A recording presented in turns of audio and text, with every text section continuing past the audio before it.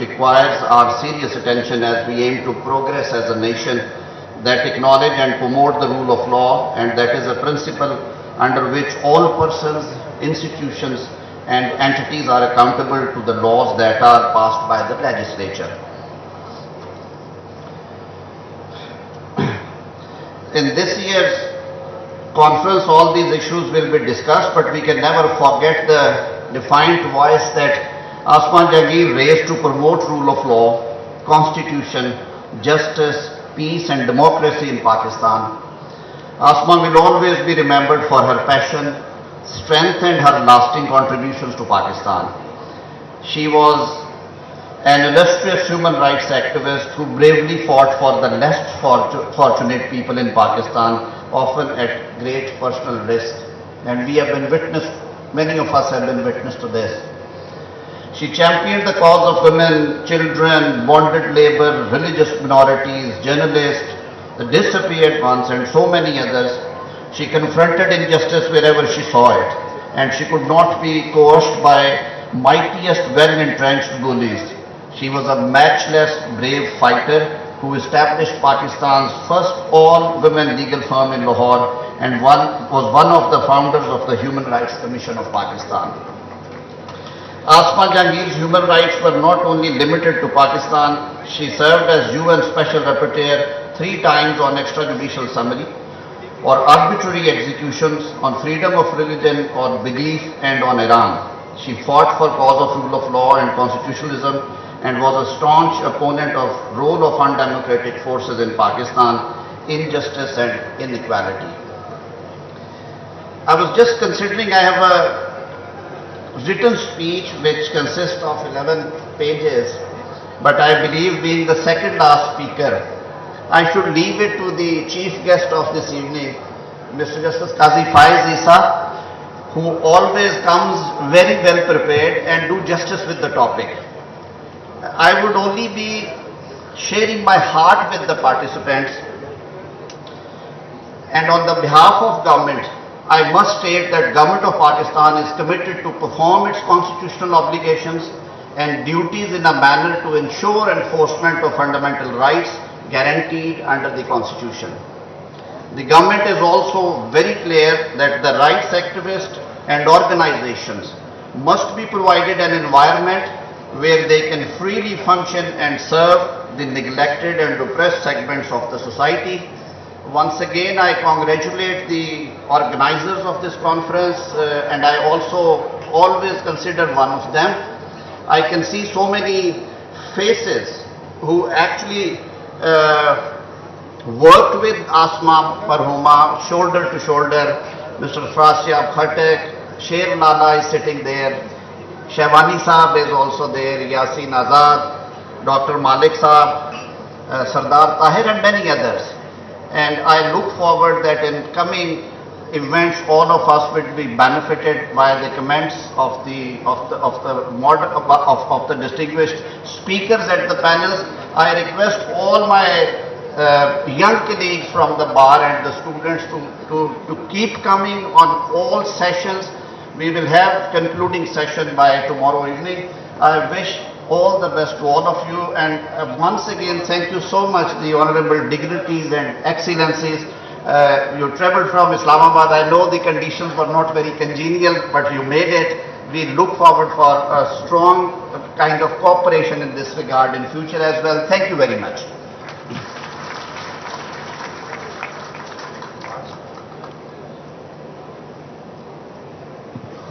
काबिल एहतराम ख़वातीन व हज़रात, इससे पहले कि सरूप एजाज साहब चीफ गेस्ट जनाब जस्टिस काजी फाइज ईसा साहब को दावत खिताब दें, मैं एक दरख्वास्त करना चाहता हूँ।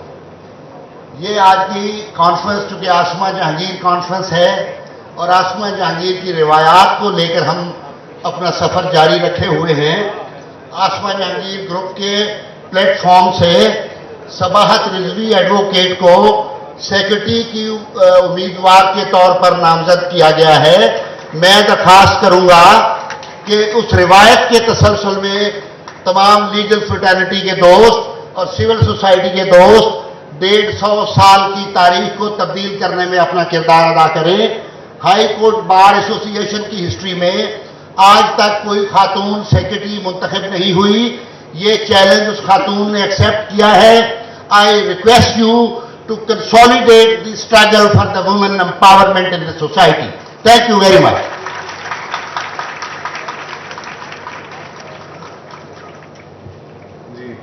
Thank you, Darul Saab. Thank you, Saki Saab.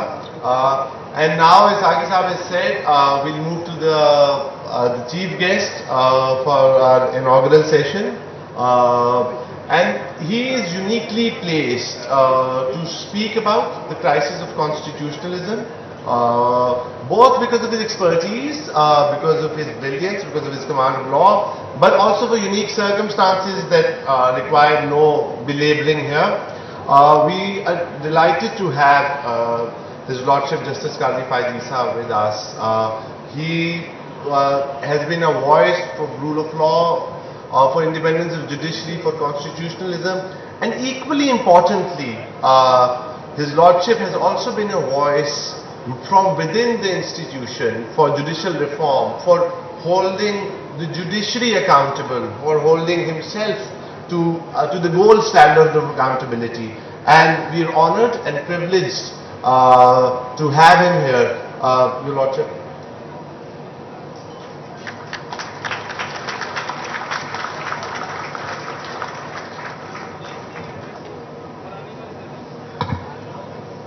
Excellencies, distinguished guests and participants, Assalamu alaikum. It's a beautiful greeting. Peace be upon you.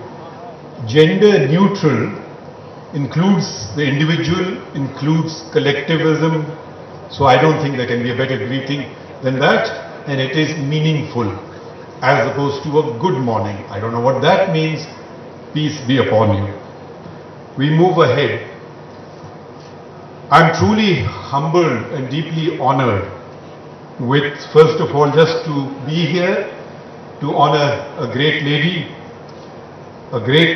of determination, of, I like the word confrontation used, and resistance. I'm not sure if she would approve of what her daughter said. We don't want to be non-controversial or non-agitational. I don't know. And of course she was passionate. I encountered her, encounter would probably be the right word, in the Supreme Court when the District Bar Association case was being heard. I was the junior most judge on that bench of the full court, 17 of us, when the 21st Amendment to the Constitution was being discussed, which was whether civilians can be tried by military courts. I was in a minority of 5. We failed, but the struggle continues and shall continue, inshallah. And with the word inshallah, I must honor the Spanish ambassador, and he would say ojalá. And I see that there is I don't know how they knew it, but some of my favorite countries in the world are here on this table. Spain, of course, there is a Spanish connection, as you all by now know.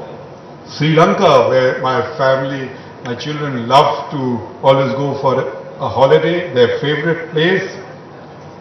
Norway, probably the most beautiful country in the world. Sweden, probably having the gentlest, finest people in the world. And there are many others. Norway also brings something which has brought something good. I mean, of course, I commend that Mr. Knut Ostby from speaking in Urdu. I will not attempt Norwegian. I will recognize the trolls. They were a naughty bit, but trolling now has been incorporated into the English language. That's another Norwegian contribution. Maybe not a nice one. Another, moving ahead, this topic is such a vast topic, one doesn't know where to begin and where to end. It is constitutionalism and the role of institutionalism. There is a question mark after constitutionalism. I don't quite know what it meant. The doctrine of trichotomy of powers or distribution of powers between the legislature, the executive and the judiciary is also enshrined in our constitutions. The legislature makes the law, the executive implements it, and the judiciary acts to ensure that everyone is treated fairly. We talk about institutions. In Pakistan we have a parallel vocabulary now. We assume that there are institutions which are actually not institutions. The armed forces is not an institution. It is part of the executive. Executive branches too. The civilian part, the military part. The judiciary is an institution. The legislature is an institution. Now, Pakistan came into being when the Muslim majority areas of the subcontinent voted, and I stress the word voted, to form a separate homeland. Democratic, the foundations were democratic. It needed a constitutional structure. The Constituent Assembly was given the role to do that. The Constituent Assembly comprised of the elected representatives of the people. First derailment took place when the Constituent Assembly was dissolved.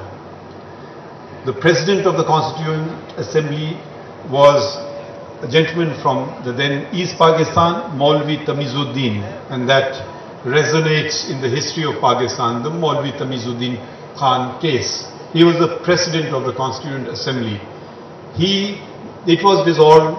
Prime Minister Khwaja Nazimuddin, one of the leading lights of the Pakistan movement, was kicked out by a bureaucrat, Ghulam Muhammad.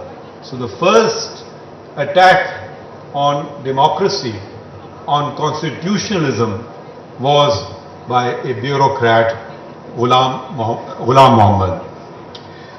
This attack was challenged successfully by Maulvi Tamizuddin before the then Chief Court of Sindh, now the Sindh High Court, and the bench was headed by Justice Constantine. Other members were Justice Villani, Justice Muhammad Bachal and Justice Muhammad Bakhsh. They unanimously set aside the attack on the judiciary. However, the forces of darkness prevailed in the federal court, where a court headed by the then Chief Justice of the Federal Court, the Supreme Court then was known as the Federal Court, with a majority of 4-1, set aside the judgment of the High Court and sustained the dissolution order, and there was a vote of dissent there, Justice Cornelius. We then get the 1956 Constitution. It didn't last very long. Within 2 years, the executive again attacked the Constitution. That was General Sikandar Mirza and General Muhammad Ayub. This resulted in the ancillary case of the Doso case, presided over by Justice Muhammad Munir, the Chief Justice, and he endorsed the attack, endorsed the rule of Muhammad Ayub, General Muhammad Ayub, in the Doso case, and he then could not find anything within the confines of Constitution, within the great history of Islam, within the great history of civilizations of the world. He went to the homeland, birthplace of Hitler, Austria, I'm not just trying to disparage Austria. It's just is coincidental. Hitler was a menace to Europe, and unfortunately, a professor's theory was a menace to Pakistan. That professor was Hans Kelsen of Austria, with his pure theory of law, a professor who never expected that he would be thrown on the world stage or anyone would read his book of the pure theory of law, was used as a doctrine to sustain military rule against democracy, against the destruction of the democratic structure, against the uprooting of the constitution of Pakistan. So this is the next phase.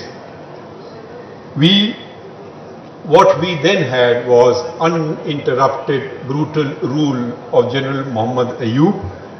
Pakistan, when it came onto the world stage, it was an idea that the leadership of the All India Muslim League, under the guidance, under the leadership of one of the greatest constitutional minds of the time, Muhammad Ali Jinnah, enlightened, awaked the slumbering Muslim mind to yearn for freedom, and that they did.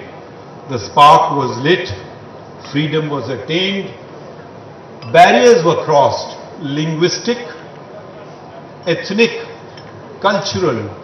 Two people separated by 1,000 miles came together. No precedent in world history. The largest Muslim population country in the world was placed on the world stage. It was known as Pakistan, the land of the good or the land of pure. This, however,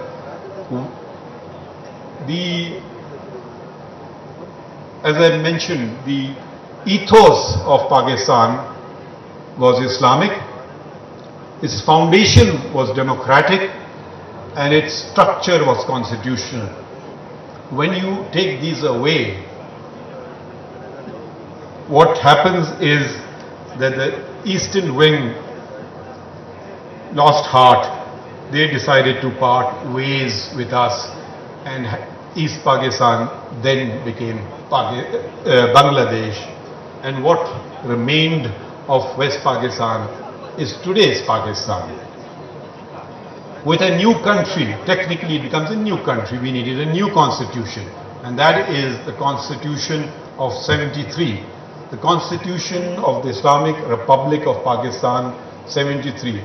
Another significant achievement by the elected representatives of the people, unanimously approved. There were then 200 elected, directly elected representatives of the people in the National Assembly. 196 gave affirmative votes. There were 4 abstentions, not a single dissent.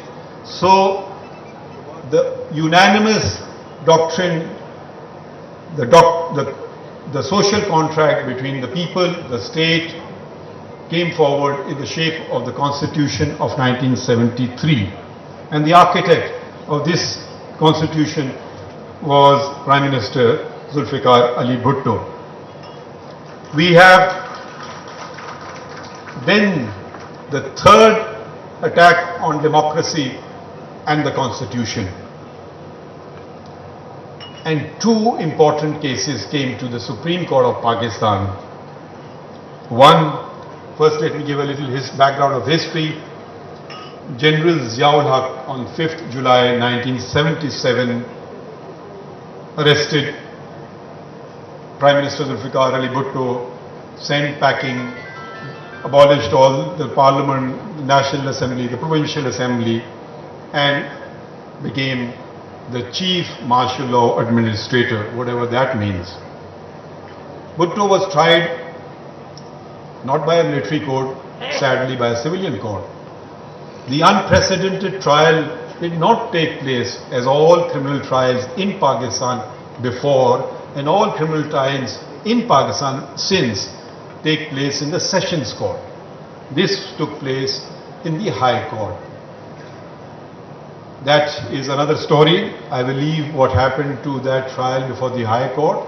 So the accused lost one right of appeal, which in a murder trial, as the distinguished law minister who is a very able, was a very able criminal lawyer, now law minister, would say, and that Mr. Zulfikar Ali Bhutto lost a right of one appeal.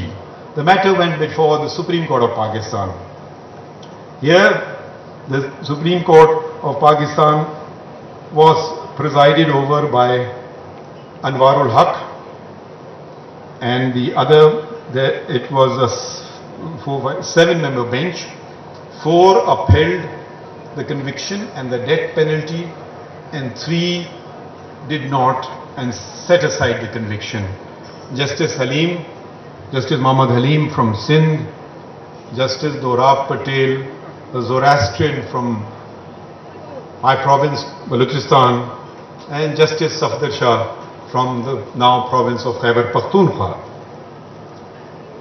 So, with a razor-thin majority, a man was hung.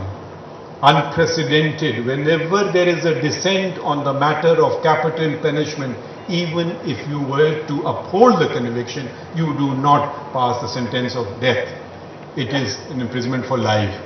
But yet again another precedent, yet another, if I may say so, and a bad precedent. The matter, and incidentally, it is, unless Mr. Tara corrects me, the longest written criminal judgment in the history of Pakistan, 950 paragraphs. I've never come across a criminal judgment that long, because it's very few things you have to determine. You just have to analyze the evidence and few statements, and that's about it. Anyways, that was the judgment. Maybe it were troubled consciences which makes you write and gave fluidity to the pen. I don't comment. The other important case was by his wife, the Prime Minister's wife, Begum Nusrat Bhutto. This challenged the imposition of martial law. Again, this was presided over by Justice Anwarul Haq, and the petition was dismissed as being not maintainable. Imagine, the constitution has been torn up, democracy has been thrown aside, the petition is found not maintainable. Sadly, and I say it with the greatest of sadness, some of the persons who were in the minority in the Zulfikar Ali Bhutto trial case joined the majority in this case. But that is so. So Pakistan has a very tumultuous history as far as politics is concerned. The first Prime Minister of Pakistan was assassinated, Liaquat Ali Khan Shaheed. The second Prime Minister, Khwaja Nazimuddin from Dhaka, East Pakistan, was dismissed by a bureaucrat. Zulfikar Ali Bhutto was ordered to be hung on the orders of the Supreme Court, and with comes the 4th constitutional deviation, significant constitutional deviation I should add, and that was by General Pervez Musharraf. Once again, the case of Zafar Hadi Shah. This time the Chief Justice was Irshad Hasan Khan, and sadly included others like Chaudhry Iftikhar and Rana Bhagwan Das, and once again the unconstitutional act was endorsed, and the power to amend the constitution was given by those who did not have this power, who could not bestow this power to someone who could not exercise it. Whether one laughs or cries, I don't know.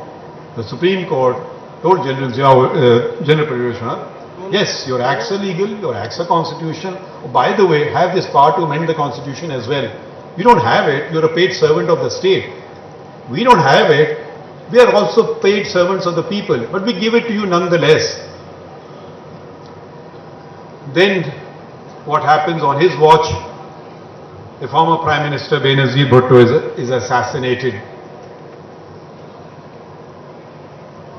What then happens, and I say it with considerable bit of shame, is the role of the judiciary. There have been good, there have been bad, but I'm laying it out as there is. It is the people who judge. We judge, but you all judge us. You judge us. I would only request that you don't judge us as an institution, because there is good in the institution, there is also bad in the institution. Judges judge us as judges. Condemn me as a judge. Do not condemn the Supreme Court. Condemn a general who violates the Constitution by name. Do not condemn the military or the armed forces of Pakistan. Condemn a bureaucrat by name. Do not condemn the executive of Pakistan.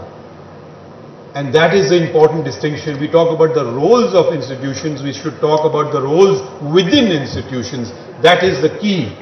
The constitutional aspects will keep considering. We should not, there is good and evil, there's good and bad everywhere. So let us separate the good from the bad, and I, for one, welcome criticism. Speaking in my personal capacity, criticize me to your heart's content. You will never be hauled up for contempt of court. But do not criticize the institution, because without institutions, a country implodes, it breaks apart, and I'm not talking philosophically, I'm talking practically. We've seen it happen. We are seeing it happening. So we have to be very careful. Pakistan needs the judiciary, Pakistan needs the executive, Pakistan needs the military, part of the executive, and more than anything else, Pakistan needs to be led by the elected representatives of the people. Pakistan needs democracy. You remove democracy from Pakistan, you stab it in the back. You destroy it, you are the enemy of the people, you are the enemy of the state, and that is what Article 6 says. I have an added burden which all of you do not have. I am the law minister here, the others do not. That is to uphold the constitution of Pakistan and to preserve and defend it. All of you have to abide by the constitution under Article 5. So there is a greater test for those who are paid by all of you, which is us. We don't pay you. The elected representatives of the people are not